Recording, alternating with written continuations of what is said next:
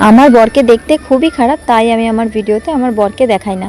হ্যাঁ, এই ধরনেরই একটা মেসেজ আমাকে একজন ইনবক্সে করেছে, তো এর উত্তর তো আমি দেবই। তার আগে আমি তোমাদের সাথে আমাদের দামোদর যাওয়ার কিছু ভিডিও শেয়ার করিনি। তো এখানে আমি আর আমার বোন মাছ ধরার চেষ্টা করছিলাম। এখানে প্রচুর ছোট ছোট মাছ ছিল, যেটা ধরার চেষ্টা করছিলাম আমরা, কিন্তু ধরতে তো পারিনি, তাও একটু চেষ্টা করলাম, ভালো লাগে বেশ এগুলো। তো এখানে এসে এতটা পাগলের মতো আনন্দ করেছি যে আমার তো কোমরে পায়ে প্রচণ্ড ব্যথা হয়ে গেছে। মানে অল্প জল তো শুধু ছুটেই বেড়াচ্ছে, পা ভীষণ ব্যথা হয়ে গেছে। আর মানে ছোটাছুটি করতে করতে প্রচণ্ড হাঁপিয়ে যাচ্ছিলাম। সাঁতার তো আমি কাটতে পারি না। তো চলো আর বেশি না বকে কমেন্টের রিপ্লাই দেওয়া যাক। তো আমার বরকে আমি আমার ভিডিওতে দেখাই না, তার দুটো কারণ।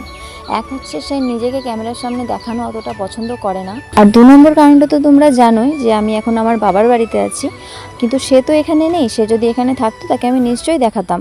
আর আমি যে তাকে আমার ভিডিওতে একেবারেই দেখাই না তা কিন্তু নয়। আমার আগের ব্লগগুলো তোমরা দেখে নিতে পারো, তাকে আমি দেখিয়েছি আমার ভিডিওতে। আর বাকি রইলো আমার বর দেখতে খারাপ না ভালো। তো আমার বর যেরকমই দেখতে হোক, সে আমার কাছে পৃথিবীর সেরা সুন্দর একটা মানুষ। আর ওই ব্যক্তির এতটাই নিচু মানসিকতা যে সে মেসেজটা করে আবার আনসেন্ড করে দিয়েছে।